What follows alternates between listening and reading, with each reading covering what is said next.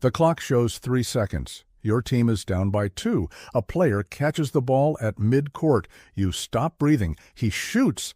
The ball arcs through the air. Time does something impossible. It slows down and speeds up simultaneously. Your heart stops. The arena holds its collective breath. Swish, buzzer, chaos. And for exactly 7 seconds, you are not yourself anymore. You are pure euphoria, pure aliveness. You are everyone around you. You are the sound. You are the moment.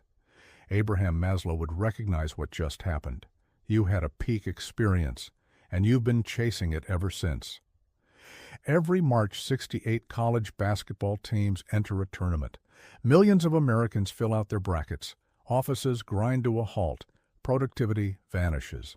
Rational adults scream at their TVs.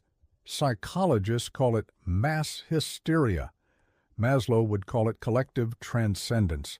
He spent years studying peak experiences, those rare moments when ordinary consciousness dissolves and you touch something beyond yourself. He found them everywhere, in artists during creation, in mothers holding newborns, in lovers, in mystics, and yes, in fans watching last-second shots.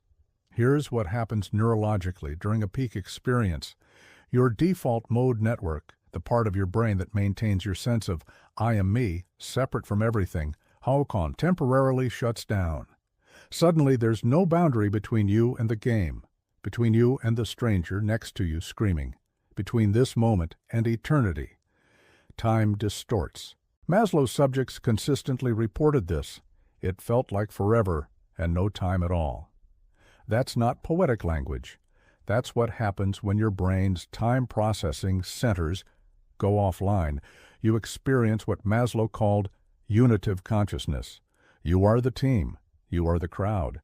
You are 10,000 people feeling identical ecstasy simultaneously. This is rare in modern life. Terrifyingly rare. Think about an ordinary Tuesday. You wake up, you're you, separate, contained. You commute, still you work. You, all day. Every boundary intact, every separation reinforced.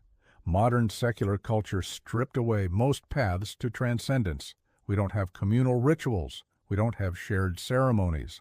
We don't gather in cathedrals to feel something bigger than ourselves, except we do. We call them arenas. March Madness works because it provides what religion used to provide: shared meaning, collective effervescence, permission to lose yourself in something larger. And the buzzer beater? That's the secular equivalent of a mystical vision. Maslow noticed something crucial. Peak experiences aren't just pleasant, they're psychologically necessary. People who never have them develop what he called metapathologies. Soul sickness, a sense that life is flat, gray, meaningless. Sound familiar? That's half of America's mental health crisis, right there. We're not depressed because our lives are objectively terrible. We're depressed because we're starved for transcendence, for moments when we stop being small, separate selves and become part of something vast. Sports provide this, reliably, democratically. You don't need to be educated or wealthy or spiritually advanced. You just need a team, a screen, and the willingness to care irrationally about a ball going through a hoop. Critics say sports fandom is escapism. Maslow would disagree. It's not escaping reality. It's accessing a deeper reality usually hidden by ordinary consciousness. And here's the beautiful part. Peak experiences transform you. Maslow documented this. People who have them become more open, more creative, more capable of love, more aware that life contains dimensions beyond the mundane. That buzzer beater didn't just entertain you. It showed you what's possible. It proved that transcendence exists, that ego boundaries can dissolve, that you can feel unity with strangers, and once you know that's possible, you can't unknow it. This is why March Madness is addictive, not because you're weak, but because you tasted something human beings are designed to crave. You had 7 seconds of what mystics spend lifetimes pursuing, and you want it again. But here's the trap. Peak experiences can't be forced. Maslow was clear about this. The more desperately you chase them, the more they elude you. You can watch 100 games and feel nothing. Then suddenly, unexpectedly, a moment happens. A shot. A comeback. A Cinderella story. And there it is again. That dissolving, that aliveness, that sense that you're part of something that matters. The randomness is essential. If you could schedule transcendence, it wouldn't be transcendent. So what do you do with this information? First, stop judging yourself for caring. Your bracket isn't trivial. Your team loyalty isn't irrational. You're not wasting time. You're engaging in one of the few remaining cultural rituals that provide access to peak states. Second, recognize what you're actually seeking. It's not really about basketball. It's about those moments when the boundaries dissolve, when time warps, when you stop being you and become we. Sports are just a reliable delivery mechanism for this. Third, look for other paths.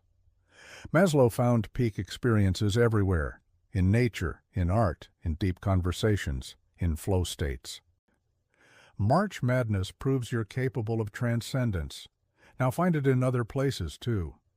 Because self-actualizing people don't just have peak experiences, they develop what Maslow called plateau experiences, a sustained higher consciousness, a persistent sense of the sacred in ordinary life. They see the transcendent everywhere they can, in a sunset, in their children's laughter, in water running from the faucet. They've learned to recognize the miraculous in the mundane, but they got there by first having peaks, by learning what transcendence feels like, by discovering that the separate self can dissolve. And if a basketball game at 11:30 on a Thursday morning is what teaches you that lesson, Maslow would say, that's perfect. The path to the sacred doesn't care about its packaging. So this March, when you're watching a game you have no rational reason to care about, and suddenly a shot goes in, and you feel that surge, that dissolution, that impossible aliveness, don't dismiss it. Honor it. Savor it as much as you can. Transcendence doesn't require a monastery. Sometimes it just requires march to arrive.